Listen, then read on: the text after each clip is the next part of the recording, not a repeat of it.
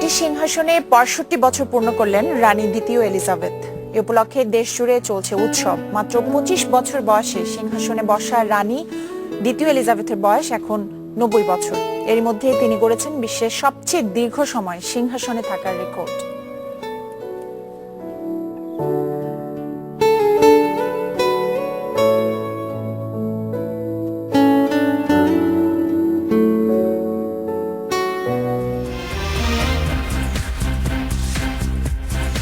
এই ১ ঘন্টা আপনাদের সঙ্গে আছে আমি খালেদ মুহিউদ্দিন। সবশেষে খবর, আলোচনা বিশ্লেষণ নিয়ে থাকছি গাজী মহুয়া। খেলার আনন্দ হতাশার খবর নিয়ে থাকছি অনুপম দেব। তবে আগে জানিয়ে দিচ্ছি শিরোনাম। ইসির জন্য প্রস্তাবিত নাম প্রকাশের অপেক্ষা, সংবাদ সম্মেলনে আসছেন মন্ত্রিপরিষদ সচিব।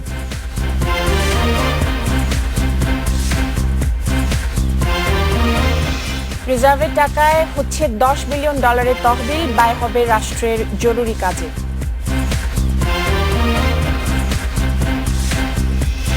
ভারত এ দলের বিপক্ষে একমাত্র প্রস্তুতি ম্যাচ ড্র, ইনজুরিতে টেস্টের বাইরে ইমরুল।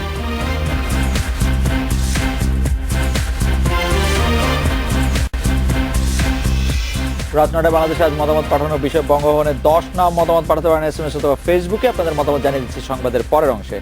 বঙ্গভবনের সার্চ কমিটির জমা দেওয়া 10 নাম নিয়ে কিছুক্ষণের মধ্যে সংবাদ সম্মেলন করবেন মন্ত্রিপরিষদ সচিব শফিউল আলম। সন্ধ্যায় নতুন নির্বাচন কমিশনের জন্য নামের তালিকা বঙ্গভবনের রাষ্ট্রপতি মোহাম্মদ আব্দুল হামিদের হাতে তুলে দেন সার্চ কমিটির সদস্যরা।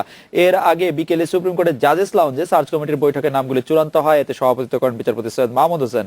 সেখানে সবার মতামতের ভিত্তিতে 20 জনের সংক্ষিপ্ত তালিকা থেকে 10 জনের নাম চূড়ান্ত হয়। এই সুপারিশের মধ্যে থেকে একজন প্রধান নির্বাচন কমিশনের সর্বোচ্চ 4 জনকে নির্বাচন কমিশনার হিসেবে নিয়োগ দেবেন রাষ্ট্রপতি।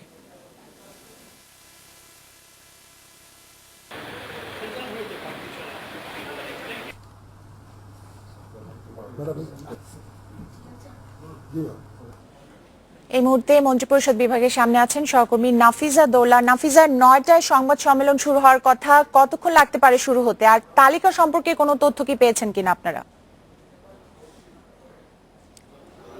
মহুয়া, ঠিক ৯টার দিকে সচিবালয়ের মন্ত্রিপরিষদ কক্ষে এই বৈঠক ব্রিফিংটি শুরু হওয়ার কথা থাকলেও আমরা দেখতে পাচ্ছি কিছুটা দেরি হচ্ছে। যেটা আপনি জানেন যে মন্ত্রিপরিষদ সচিব শফিউল আলম আমাদের ব্রিফ করে জানাবেন নতুন নির্বাচন কমিশন গঠনে সুপারিশকৃত 10 জনের নাম। তো সেই নামগুলো নিয়ে তিনি রাষ্ট্রপতির কাছে গেছেন বলে আমরা জানতে পেরেছি এবং রাষ্ট্রপতির অনুমতি পরে তিনি এখানে এসে আমাদের সংবাদ সম্মেলন করে আমাদের জানাবেন। তার পাশাপাশি যেটি আপনি জানতে চাচ্ছিলেন যে তালিকার বিষয়ে, তালিকার মধ্যে কয়েকজনকে ফোন করা হয়েছে এবং তাদের সাথে আমরা যখন যোগাযোগ করি তাদের মধ্যে থেকে কয়েকজন কিন্তু আমাদের নিশ্চিত করেছেন যে মন্ত্রিপরিষদ বিভাগ থেকে তাদের সাথে যোগাযোগ করা হয়েছে। এর মধ্যে একজন আছেন প্রধান নির্বাচন কমিশনারের জন্য যার নাম প্রস্তাব করা হয়েছে, আলী ইমাম মজুমদার। তাকে ফোন করে মন্ত্রিপরিষদ বিভাগ থেকে সম্মতি চাওয়া হয়েছে। তার পাশাপাশি আছেন ডক্টর তোফায়েল আহমেদ, যাকে নির্বাচন কমিশনারের জন্য প্রস্তাবিত করা হয়েছে তার নাম, এবং তার সাথেও ফোন করে মন্ত্রিপরিষদ বিভাগ থেকে তার সম্মতি চাওয়া হয়েছে। এইভাবে আমরা কয়েকজনের নাম জানতে পেরেছি। তবে পূর্ণাঙ্গ যেই 10 জনের তালিকাটি আছে, প্রস্তাবিত 10 জনের তালিকার নাম, সেটি আমরা এই ব্রিফিং থেকেই পাবো। তার পাশাপাশি আরেকটা জিনিস জানিয়ে রাখি, 2012 সালে ঠিক সার্চ কমিটি তার প্রস্তাবিত নাম রাষ্ট্রপতির কাছে জমা দেওয়ার পর ঠিক একই প্রক্রিয়ায় এইভাবে সংবাদ সম্মেলনের মধ্য দিয়ে মন্ত্রিপরিষদ বিভাগ থেকে সেই সুপারিশকৃত 10 জনের নাম গণমাধ্যমে তোলা হয়। করছি সংবাদ সম্মেলন শুরু হলে নিশ্চয়ই আপনার কাছে আমরা আবারও ফিরে যাব। এদিকে রাজনৈতিক দলের প্রস্তাবিত নামের বাইরে নিরপেক্ষ ব্যক্তি দিয়ে নির্বাচন কমিশন গঠন হলে বিএনপির আপত্তি থাকবে না বলে জানিয়েছেন দলের জ্যেষ্ঠ যুগ্ম মহাসচিব রুহুল কবির রিজভী। রাজধানীর নয়াপল্টনে দলের কেন্দ্রীয় কার্যালয়ের সংবাদ সম্মেলনে তিনি কথা জানিয়েছেন। নতুন নির্বাচন কমিশন নিয়ে আশঙ্কাও জানান রিজভী। তিনি বলেছেন, সরকার তাদের অনুগতদের দিয়ে কমিশন গঠন করলে গণতন্ত্রের চূড়ান্ত দাফন হবে। তালিকা প্রস্তুত করে মহামান্য রাষ্ট্রপতির নিকট জমা দিবে। ইতিমধ্যে তারা বিভিন্ন, আমরা যেটা দিয়েছি সেটা নয়, এটার বাইরেও এমন ব্যক্তি আছে যাদেরকে প্রত্যেকটি মানুষ মনে করেন যে নিরপেক্ষ। এই ধরনের লোককে সামনে দিলে পরে নির্বাচন কমিশনে থাকলে পরে সেটা মানুষের সেই জায়গায় আস্থা ফিরে আসবে। বিএনপির পক্ষ থেকে অনুসন্ধান কমিটির নিকট আহ্বান জানাচ্ছি, শক্তিশালী নির্বাচন কমিশন গঠনে তারা সৎ, দক্ষ, যোগ্য ও নিরপেক্ষ লোকদের নামের তালিকা করে জাতির সামনে প্রকাশ করুন। বিএনপির অবস্থানটা ঠিক আমি ক্লিয়ার বুঝতে পারছি না। একদিকে তারা বলছেন যে আপত্তি থাকবে না নিরপেক্ষ ব্যক্তি নিয়ে হলে, আবার বলছেন অনেক আশঙ্কাও আছে তাদের। তবে এখন পর্যন্ত যতটুকু বলেছে মনে হচ্ছে না যে খুব বেশি সমস্যা হবে। যে ধরনের রাজনৈতিক দলগুলো যে নামগুলো প্রস্তাব করেছে তাতে খুব একটা আপত্তি আমরা দেখি নাই। যেমন দেখেন সবচেয়ে বেশি নাম শোনা যাচ্ছে আলী ইমাম মজুমদারের নাম। ইন্টারেস্টিংলি আলী ইমাম মজুমদারকে নাম প্রস্তাব করেছিল এলডিপি, যে বিএনপির মতোই সমমনা একটি দল, তারা 20 দলীয় জোটে কখনো থাকে না। এই মুহূর্তে তারা আছে কিনা আমি ঠিক বলতে পারছি না। তাই তাদের এই এলডিপির প্রস্তাবিত নামে কিন্তু আলী ইমাম মজুমদার হয়তো, যেহেতু আমাদের সহকর্মী নাফিসা বলছিলেন যে তার কাছ থেকে কনসেন্ট চাওয়া হয়েছে তিনি প্রধান নির্বাচন কমিশনার হবেন কিনা, তিনি তো সেই ক্ষেত্রে খুব বড় আপত্তি থাকার কথা না। আরেকটি নামও যে নাফিজা বললো ডক্টর তোফায়েল আহমেদ, সেই ডক্টর তোফায়েল আহমেদও কিন্তু বিএনপি তালিকা থেকে ছিল। আওয়ামী লীগের লোকের এই বাদ পড়ে যাচ্ছে বলে মনে হচ্ছে। বিভিন্ন গণমাধ্যমে কিন্তু এটিও এসেছে যে সংবিধান বিশেষজ্ঞ শাহদিন মালিক, যে নামটিও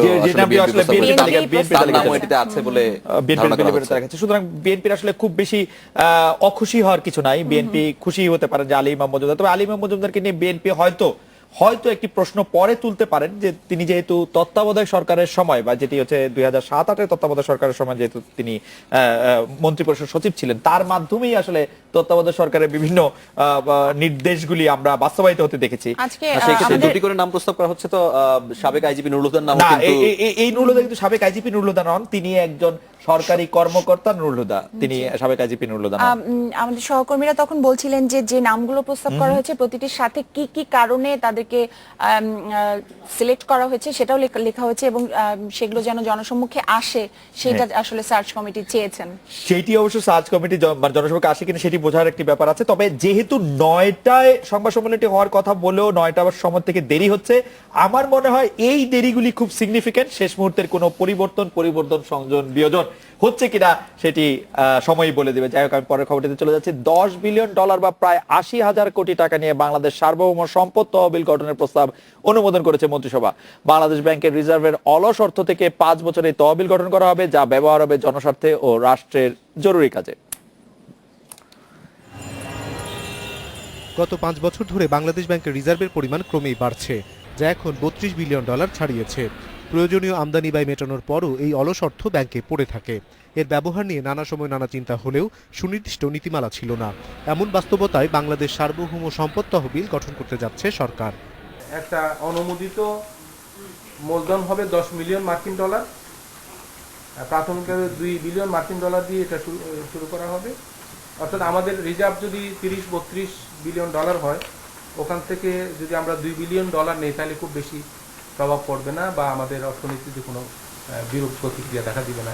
আইন ও কাঠামো তৈরি হলে সার্বভৌম সম্পদ তহবিল গঠনের প্রস্তাব পূর্ণাঙ্গ রূপ পাবে। এই তহবিলের বহুমুখী ব্যবহার হতে পারে জানিয়ে মন্ত্রিপরিষদ সচিব জানান, সরকার এর অর্থ জনস্বার্থে ব্যবহার করতে পারবে।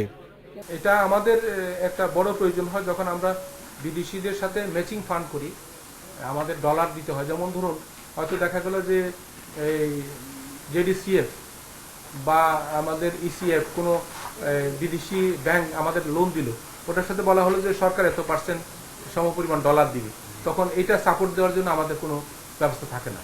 এটা যদি হয় তাহলে আমাদের জন্য একটা ভালো সুবিধা হবে যে আমরা এখান থেকে ওই টাকাটা পুনর্ভরণ করতে পারব।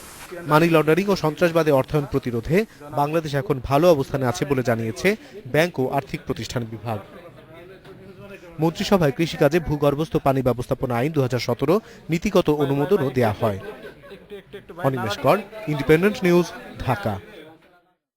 শাহজাদপুর পৌর মেয়র হালিমুল হক মিরুর গুলিতে সাংবাদিক আব্দুল হাকিম শিমুলের মৃত্যু হয়েছে বলে দাবি করেছে পুলিশ। তবে প্রাথমিক জিজ্ঞাসাবাদে অভিযোগ অস্বীকার করেছেন মিরু। তাকে সিরাজগঞ্জের আদালতে তোলার পর কারাগারে পাঠানোর আদেশ দেন বিচারিক হাকিম আব্দুল আল মামুন। মামলার তদন্ত কর্মকর্তা শাহজাদপুর থানার পরিদর্শক মনিরুল ইসলাম জানিয়েছেন, মিরুর 7 দিনের রিমান্ডের আবেদন করেছে পুলিশ। তবে বিচারক তাকে কারাগারে পাঠিয়ে রিমান্ড শুনানি শাহজাদপুর আদালতে করার আদেশ দিয়েছেন। শিমুল হত্যার ঘটনায় মিরুর শর্টগান জব্দ করেছে পুলিশ। এছাড়া তাকে দল থেকে বহিষ্কারের সুপারিশ করেছে উপজেলা আওয়ামী লীগ। আওয়ামী লীগের দুই পক্ষের সংঘর্ষের মধ্যে বৃহস্পতিবার গুলিবিদ্ধ হন সমকালের শাহজাদপুর প্রতিনিধি আব্দুল হাকিম শিমুল। চিকিৎসাধীন অবস্থায় শুক্রবার তার মৃত্যু হয়।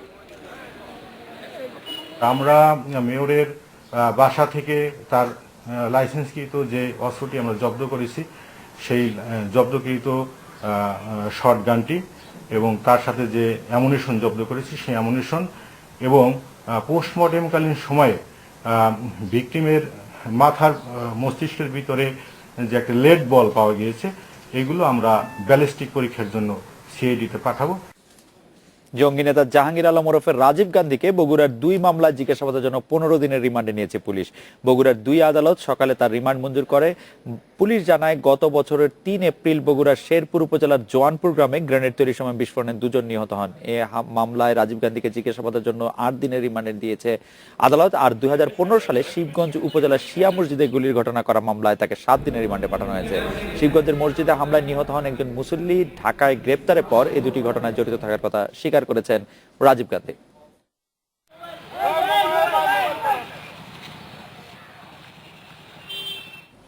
এবার একটি বিরতি নিচ্ছে।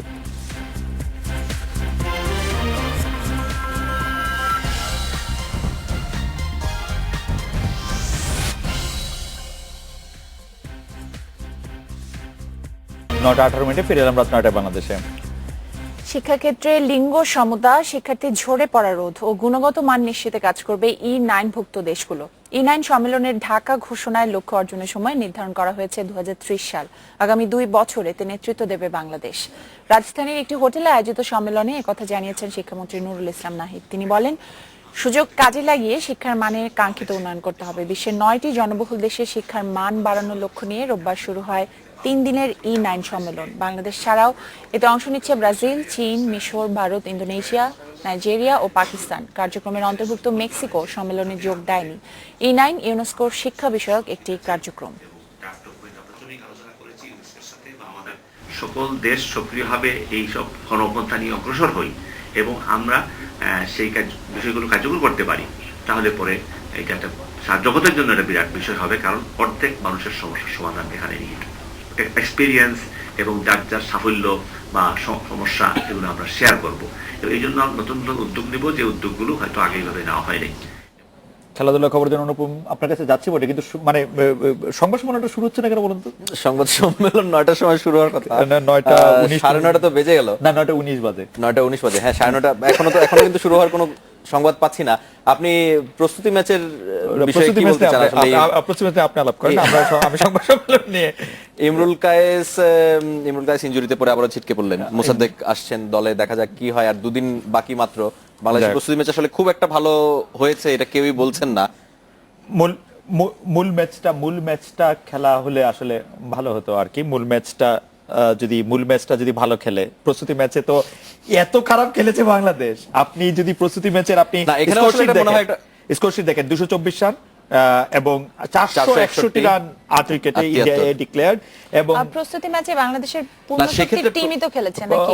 বাংলাদেশের পূর্ণশক্তি টিম খেলেছে এবং ইন্ডিয়া সবচেয়ে খারাপ শক্তি টিম খেলেছে।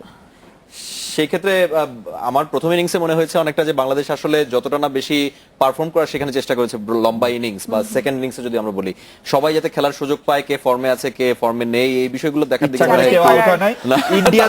ইন্ডিয়াতে একজন ইচ্ছা করে আউট হয়েছে, রিটায়ার্ড আউট, তার নাম এসএস আয়ার। আমাদের কাছে আরো কিছু খবর আছে, সেগুলো জানাবো, তবে তার আগে একটা ছোট্ট বিরতি নিয়ে আসছি।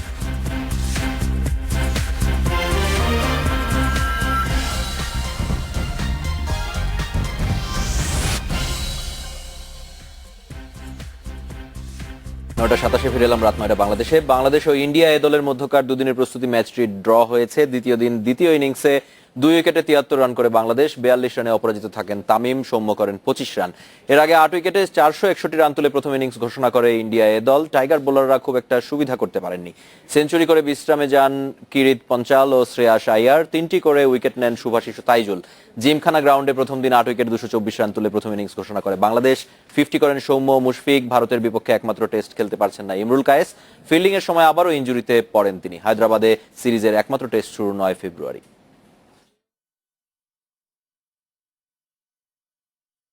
জন্য এসছে ইমরুলের রিপ্লেসমেন্ট।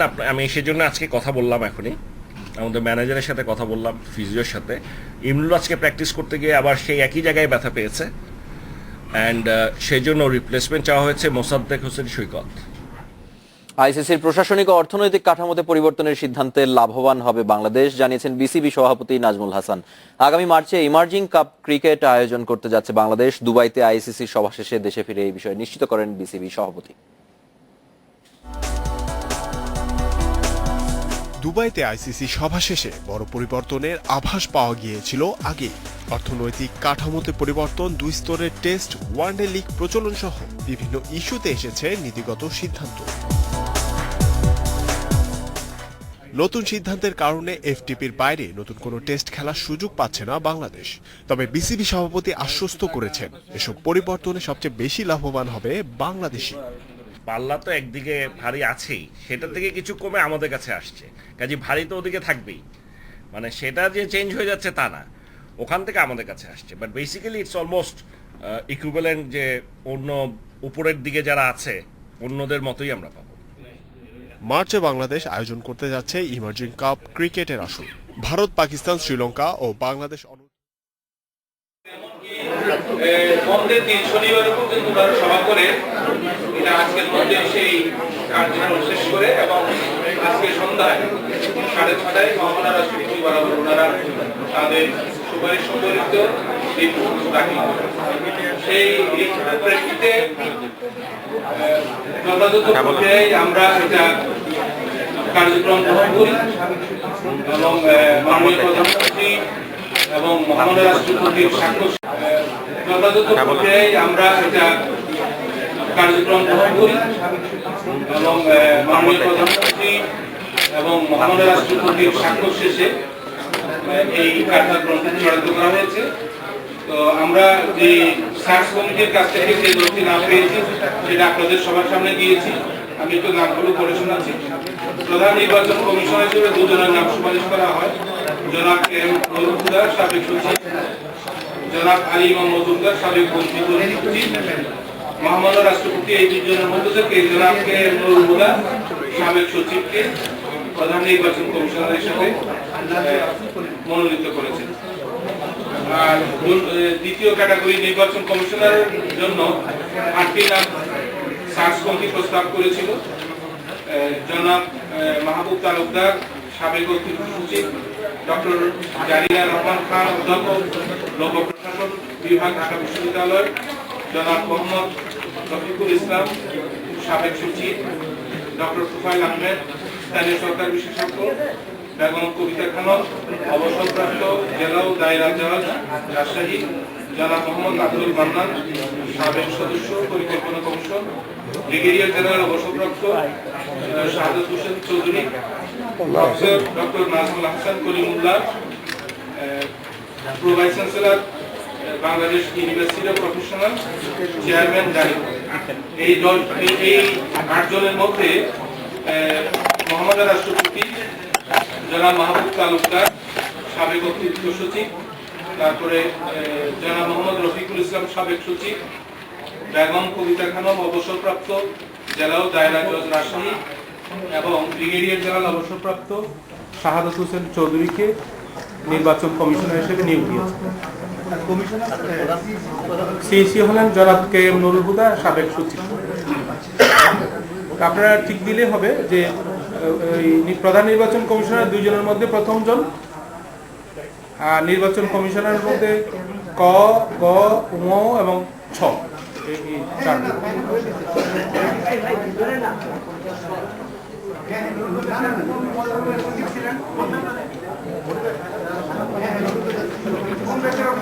উনি 1973 ব্যাচের মুক্তিযোদ্ধা ব্যাচের উনি সদস্য ছিলেন। ও মন্ত্রণালয়ের দায়িত্ব ওনারা পান নাই, এর আগেই ওনাদেরকে অবসর দেওয়া হয়। পরে ওনারা মহামান্য সুপ্রিম কোর্ট ওনাদেরকে সচিব মর্যাদা দেয়।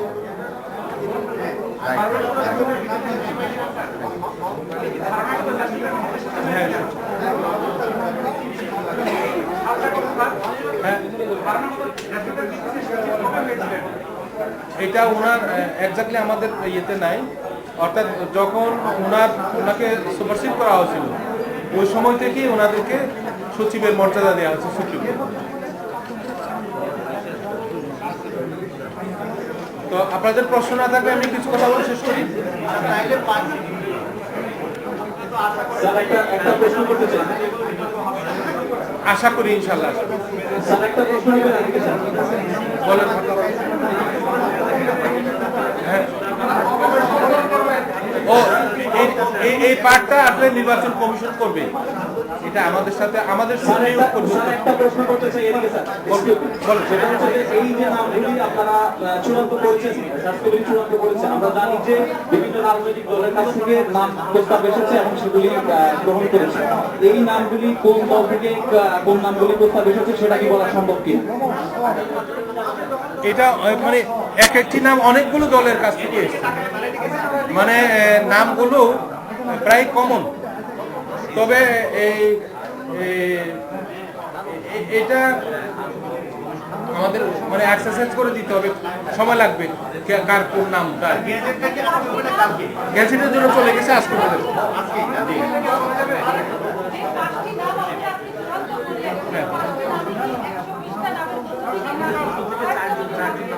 128টি নামের মধ্যে এই নামগুলো আছে।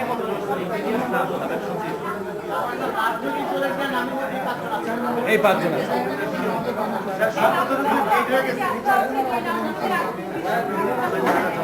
আশা তো করি এখানে আপনার বড় বড় সব দলের নামই আছে, মানে আশা করি ইনশাআল্লাহ।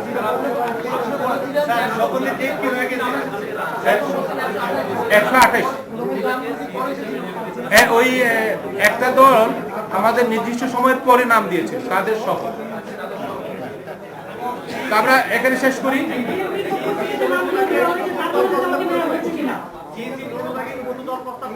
আচ্ছা, ওটা রেকর্ড দেখতে হবে না, এটা এক্স্যাক্টলি আমার মনে আসছে না এই মুহূর্তে, তবে বড় দুইটা দল না, অন্য দল।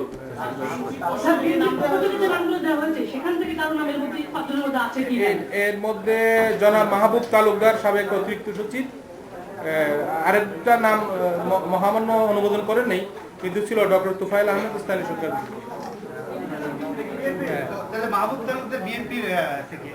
না, ওভাবে কালার করা ঠিক হবে না, বিএনপি দিলেও নামগুলো কিন্তু নির্দলীয় হিসাবে আসছে। আওয়ামী লীগের প্রস্তাবিতের মধ্যে বেগম কবিতা খানম, অবসরপ্রাপ্ত দায়রা জজ, একজন দেখতেছি জনাব মোহাম্মদ আব্দুল মান্নান, সাবেক সদস্য পরিকল্পনা কমিশন। হয় নাই কিন্তু আওয়ামী লীগের তরফ থেকে এই দুটো নাম আসছে, তাদের মধ্যে একজন আওয়ামী লীগের একজন কবিতা খানম আর বিএনপির একজন তার এটা একটু রেকর্ড চেক না করে বলা মুশকিল, মানে আমার মেমোরিতে নাই এই মুহূর্তে।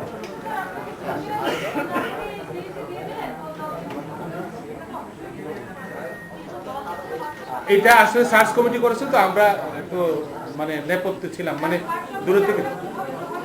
না না না, প্রশ্ন সার্চ কমিটি স্বাধীনভাবে কাজ করেছে, আমরা যখন যা চেয়েছি তা দিয়েছি, সাপোর্ট হলো সাচিবি।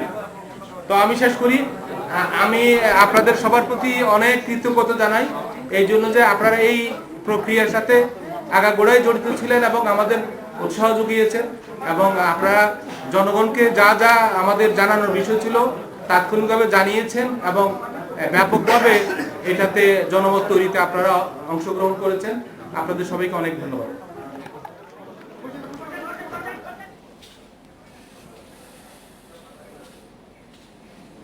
খালেদ মন্ত্রিপরিষদ সচিব শফিউল আলম নাম ঘোষণা করেছিলেন এবং চূড়ান্ত তালিকায় বললেন রাষ্ট্রপতি কাদের অনুমোদন দিয়েছেন। সিইসি হলেন সাবেক সচিব K M Nurul Huda, commissioner হয়েছেন কবিতা খানম, অবসরপ্রাপ্ত ব্রিগেডিয়ার জেনারেল সাদত হোসেন, মাহবুব তালুকদার এবং রফিকুল ইসলাম।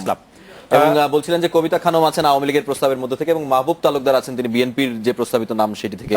মাহবুব তালুকদারের কথা বললেন না, তোফায়েল আহমেদের কথা বললেন যে তোফায়েল আহমেদের কথা না, ভুল 10 জনের নামের মধ্যে 10 জনের মধ্যে তোফায়েল আহমেদ বিএনপি নাম থেকে ছিল, কিন্তু মহামান্য রাষ্ট্রপতি অনুমোদন দেন নাই তিনি বললেন। আর বাকি নামগুলি বিভিন্ন জায়গা থেকে এসছে, তিনি বললেন যে অনেকগুলি জায়গা থেকে এসছে, এরকম আওয়ামী লীগ বিএনপি করে বলা যাবে না। আওয়ামী লীগ বেগম কবিতা খানম যিনি অবসরপ্রাপ্ত জেলার জজ, তার নাম ছিল এখানে। ব্রিগেডিয়ার শাহাদাত আলী, রফিকুল ইসলাম, মাহবুব তালুকদারের কথা বলা হয়েছে। নুরুল হুদার নাম মনে হয় আরেকবার আমরা আরেকবার আমরা একটা হুদা কমিশন পেলাম শামসুল হুদার পরে আরেকটু। হ্যাঁ, এবং আমার কাছে মনে হচ্ছে যে একমাত্র আমরা যখন আগে কথা বলছিলাম তখন একমাত্র কে এম নুরুল হুদার কথাই আসছিল, যার কথা আমরা জানতাম মোটামুটি যে তাকে প্রস্তাব জানানো হয়েছে। উনি বলেছিল যে বাকিরা আপনাদের কিন্তু- সিসি হলে উনি যোগ দিবেন, এছাড়া না। হ্যাঁ, কে এম নুরুল হুদার কথা বলেছেন যে সিসি হলে বাকিরা তিনি কিন্তু যোগ খুব করবেন। একটা আলোচনায় ছিলেন না এই কদিন, আমরা নাম যদি ভুল না হয়। নাম আলোচনায় ছিল কিনা জানি না। রফিকুল ইসলাম কবিতা খানমের নাম আজকে আমি পত্রপত্রিকায় পড়েছি, অনেকগুলি পত্রপত্রিকায় কবিতা খানমের নাম ছিল, ব্রিগেডিয়ার সাদাত আলীর কথা আমি শুনি না। যাই হোক, বিএনপির রিঅ্যাকশন দেখে আসলে বোঝা যাবে যে কমিশন আসলে কিরকম হলো। তো সেই এটার জন্য মনে হয় খুব বেশিক্ষণ অপেক্ষা করতে হবে না আমাদের। যাই হোক, আমরা আজই কিছু একটা জানতে পারবো। আমাদের কাছে খেলার আরো কিছু খবর আছে, তবে তার আগে একটি সুপার ব্রেক, একটি ছোট ব্রেক নিয়ে তারপর আসছি। বাংলাদেশের নারী বিশ্বকাপ বাছাই পর্ব মিশন শুরু হচ্ছে কাল। প্রথম ম্যাচে টাইগ্রেসদের প্রতিপক্ষ পাপুয়া নিউগিনি। খেলা শুরু বাংলাদেশ সময় সকাল 10টায়। বিশ্বকাপ বাছাইয়ের জন্য সর্বোচ্চ প্রস্তুতি নিয়েছেন সালমা রুমানারা। কক্সবাজারে দীর্ঘ ক্যাম্পের সাথে অনুশীলন ম্যাচও খেলেছেন নারী দল। সবশেষ সাউথ আফ্রিকার বিপক্ষেও হোম সিরিজে ভালো খেলেছে দল। আর শ্রীলঙ্কায় পৌঁছে একমাত্র প্রস্তুতি ম্যাচ খেলে আত্মবিশ্বাস বাড়িয়ে নিয়েছে ক্যাপেলের দল। ওই ম্যাচে আয়ারল্যান্ডকে 39 রানে হারিয়েছে বাংলার নারীরা।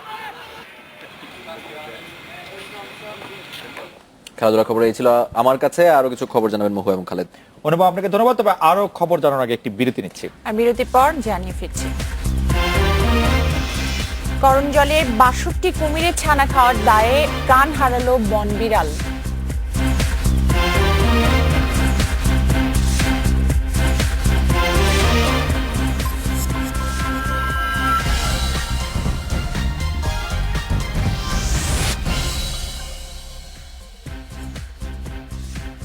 রাত 9:48 আমরা ফিরে এলাম। বঙ্গভবনে 10 নাম, এই প্রসঙ্গে আপনাদের মতামত জানতে চাওয়া হয়েছিল। কায়ুম বলছেন যে 10 জনের নাম বঙ্গভবনে পাঠানো হয়েছে, তাদের মধ্যে থেকে নিরপেক্ষদের নিয়ে কমিশন করা হোক। সালমান বলছেন তালিকার নাম প্রকাশ করে স্বচ্ছতা প্রমাণ করা উচিত। শান্ত বলছেন মাননীয় রাষ্ট্রপতি যে কমিশন করবেন তা নিরপেক্ষ হলে অনেক ভালো হবে। সোহেল বলছেন রাষ্ট্রপতির গঠিত কমিশনকে সব রাজনৈতিক দলের মেনে নেওয়া উচিত। হাবিব বলছেন রাষ্ট্রপতি এমন একটি কমিশন গঠন করুক যেন সব দলের গ্রহণযোগ্যতা পায়। তানজিলা বলছেন সার্চ কমিটি বঙ্গভবনে যে 10 নাম দিয়েছে তা প্রকাশ করা উচিত। মেহরা বলছেন আশা করি আওয়ামী লীগের নির্বাচন কমিশন পাবো না। নাদিম বলছেন রাষ্ট্রপতি দেশের স্বার্থযোগ্য ব্যক্তিদের দিয়ে কমিশন গঠন করবেন আশা করি। কামাল বলছেন রাষ্ট্রপতি নতুন নির্বাচন কমিশনের নাম চূড়ান্ত করলে কতটুকু স্বচ্ছ হয়েছে দেখা যাবে। দর্শকরা যে আশা বা আশঙ্কা প্রকাশ করছিলেন সেটা আসলে অনেকটাই হয়তো মিটে গেছে। মন্ত্রিপরিষদ সচিব নাম ঘোষণা করে দিয়েছেন যে 5 জনকে মহামান্য রাষ্ট্রপতি নিয়োগ দিয়েছেন। এখন সেই সম্পর্কে কি মতামত রাজনৈতিক দলগুলো আসে তার জন্য অপেক্ষা করা যাক। দর্শকদের ধন্যবাদ দিতে চাই, তারা নানা ধরনের মতামত পাঠিয়েছেন। পরে খবরটিতে চলে যাচ্ছি। সুন্দরবনে করমজল কুমির প্রজনন কেন্দ্র থেকে 3 দফায় 62টি কুমিরের ছানা খেয়ে ফেলা বন বিড়ালটিকে হত্যা করা হয়েছে।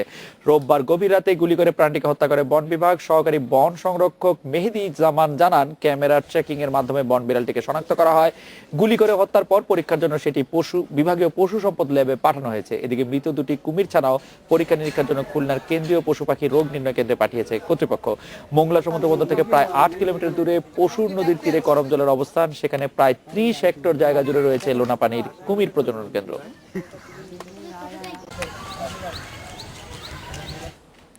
রানীর আসনে 65 বছর পূর্ণ করলেন দ্বিতীয় এলিজাবেথ।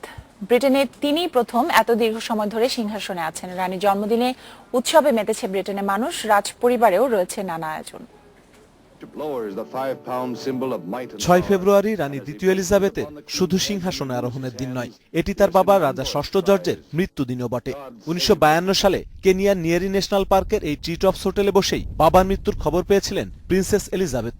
তখন ডিউক অফ এডিনবার্গের সঙ্গে সেখানে অবকাশে ছিলেন তিনি। This is a photograph of the original treetops. এই ট্রিটপসেই তার রাজ্যাভিষেকের বিষয়টি জানানো হয়, কারণ তার বাবার মৃত্যুর পর তিনি এর উত্তরাধিকারী। একই সঙ্গে ইংল্যান্ডের রানী এবং কমনওয়েলথেরও প্রধান তিনি। That is one room for the guest and another room for the guide. মাত্র 25 বছর বয়সে সিংহাসনে বসা রানী দ্বিতীয় এলিজাবেথের বয়স এখন 90 বছর। এরই মধ্যে তিনি গড়েছেন বিশ্বের সবচেয়ে দীর্ঘ সময় রাজ সিংহাসনে থাকা record. Queen Elizabeth II seems to be breaking records almost daily now. She is not only the eldest British monarch, she's the longest. রানী দ্বিতীয় এলিজাবেথ এখন প্রায় প্রতিদিনই রেকর্ড ভাঙছেন। তিনি শুধু ব্রিটিশ রাজ পরিবারে দীর্ঘ সময় রানী নন, থাইল্যান্ডের রাজা বীরভূমের মৃত্যুর পর সারা বিশ্বে দীর্ঘদিন ধরে রাজত্ব সামলাচ্ছেন তিনি। 65 বছর রাজত্ব সত্যি এক অসাধারণ অর্জন। It will be marked, I think, in various quiet and subtle ways. দিনটি উপলক্ষে সেন্ট্রাল লন্ডন থেকে 41 বার তোপধ্বনি করে রানীকে রাজকীয় অভিবাদন জানানো হয়। এই উপলক্ষে নীলাকান্তমণির অলংকার ও একই রঙের পোশাক পরা রানীর একটি ছবি প্রকাশ করেছে রাজপরিবার। কাজী আশিক রহমান, ইন্ডিপেন্ডেন্ট নিউজ। এই ছিল রাত 9টায় বাংলাদেশে আয়োজন।